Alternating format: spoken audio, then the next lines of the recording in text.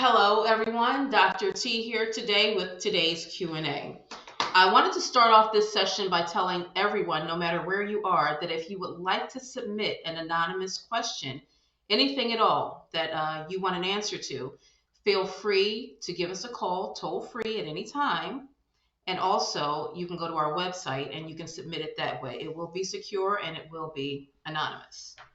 All right, that said, I'm going to get started. Dr. T, I am a 51-year-old female with genital herpes. I've had it for the past 15 years, though would like to be with a partner that does not have it.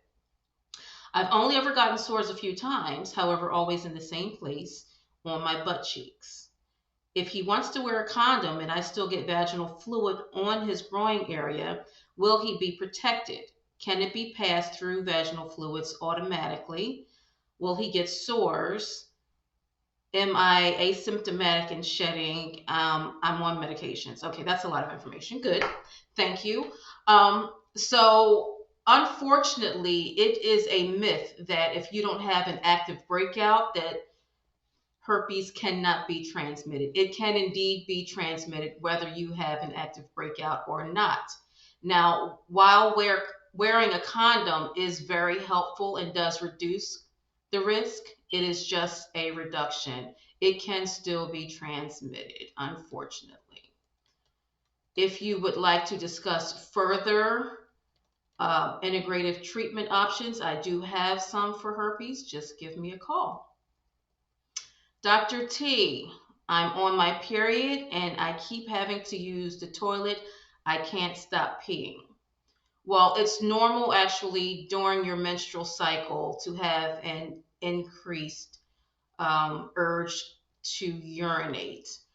That could be a result of your hormones. You could have cysts. Um, it could be diabetes. It could be a number of things. There is no way for me to tell you exactly why it is you're peeing so frequently. However, like I said, it is pretty normal for women to urinate more frequently during their menstrual cycle. Dr. T, I've been on my period since January. It's constant, the pain is unbearable at times, and I'm still on the pill. During the summer, I was constantly getting my period every 2 weeks with few breaks in between. Okay, so it sounds like the bleeding that you're having is more than just your normal menstrual period. This is often seen with women that have endometriosis or fibroids or PCOS. It could be a number of things. Um, all of which I actually do have remedies for. So if you'd like to give me a call, we can discuss your options.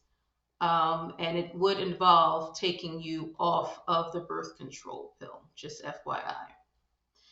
Okay. Hi, Dr. T. Please help me. I don't know if I'm pregnant, and here are my symptoms. I've had a missed period. I have tender swollen breasts, nausea with or without vomiting, increased urination, and fatigue. Well, this actually sounds like a textbook pregnancy, but there's really no way for anyone to be certain until you take a pregnancy test. Looks like you are a bit young. If you're concerned about confidentiality, there are a number of places that you can look up that will anonymously give you a pregnancy test so that you can put your mind at ease and know what you need to do.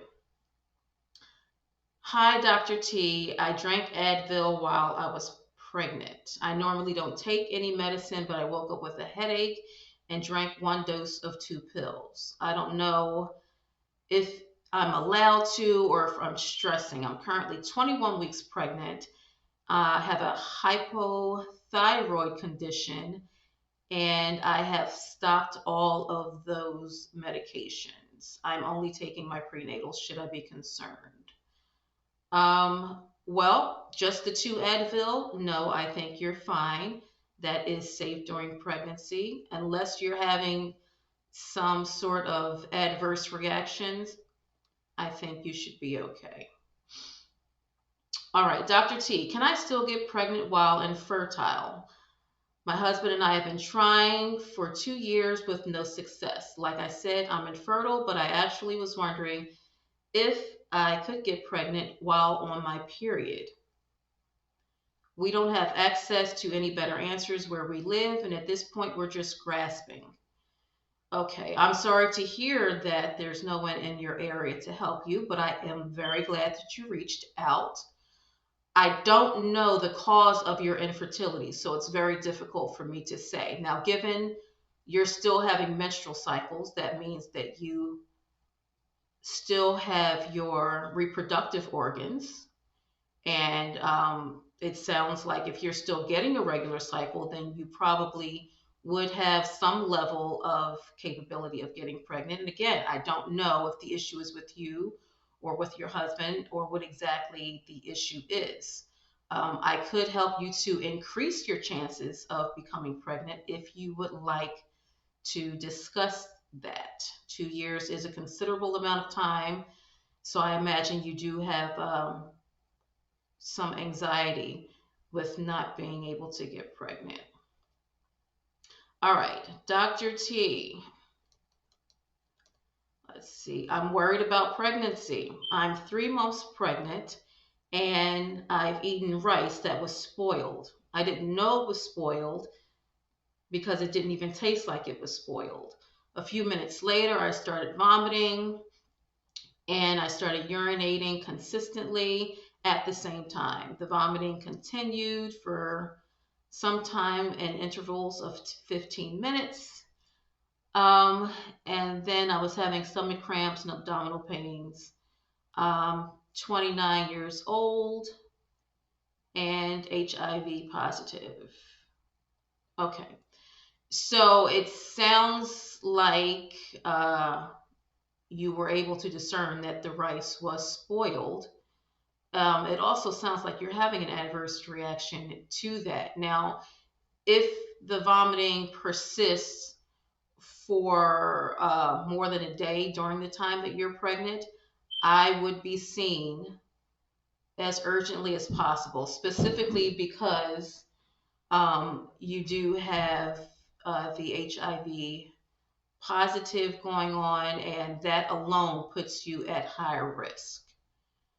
Um, if you're seeing anything in your vomit, if it's oddly discolored, if you're seeing any blood, if the cramping doesn't stop, you should definitely go to your closest ER. All right, Dr. T. I am 24 years old, missed a period. However, my tests keep coming up negative. I'm not sure what I should do, if I could possibly be pregnant, or if I should go to urgent care, or simply wait until I miss my next period. Well, for some women in early pregnancy, the hormone, which is the HCG hormone that is used in pregnancy tests to detect a pregnancy, builds up slower than it does for other women. So even with the early detection home pregnancy test, you could take that a week or so, even a couple of weeks, and I've seen it even up to a month after conception, and the pregnancy test still does not come up positive. Now, I need you to understand that pregnancy tests have different thresholds. So you might buy one brand of a pregnancy test that only needs 25 mLs to detect, that's of the hormone, to detect whether or not you're pregnant. Another might need 100. So what I would recommend you do is to get a blood test. That will be able to tell you whether or not HCG is present at all, regardless of the value. So that said, you don't have to wait until your next missed menstrual cycle. All right, Dr. T, I am 27 years old. I want to know if an evacuation can be done after 4 years of miscarriage. If no, what are the possible medical sounds health? I'm not exactly sure what you mean by that. Nonetheless, and you're 27 years old. Okay. So to put your mind at ease, if you experienced a miscarriage 4 years ago, and you're not having any issues to date, then more than likely you're okay.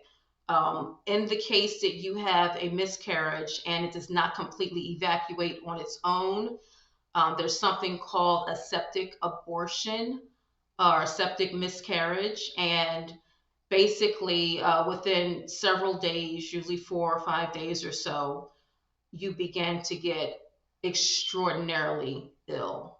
Vomiting, diarrhea, very bad abdominal cramps, high fever, etc. So you would not have made it to 4 weeks, nonetheless, 4 years. If you feel more comfortable or think that there's something still maybe that has not been evacuated during the course of 4 years with all of the menstrual cycles over the last 4 years, then you can always have an ultrasound just to put your mind at ease. Dr. T, I left a tampon in my vagina for 15 hours.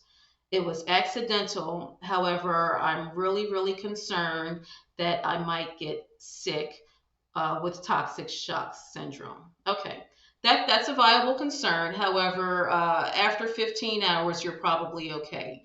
Usually, with the toxic shock syndrome, you would start getting ill uh, after 15 hours, but you would have already been experiencing some symptoms that were concerning. So at the 15-hour mark, when you pulled it out, if you didn't have any symptoms, then more than likely you're okay. But if you started having symptoms after, then by all means go to the ER because you might need some antibiotics. And that is it for today. Again, if you have any questions that you would like answered anonymously and confidentially, we're just a phone call away, an email away, or send us a secure message through our website, medicinaltechnologies.com. Don't forget to like and subscribe.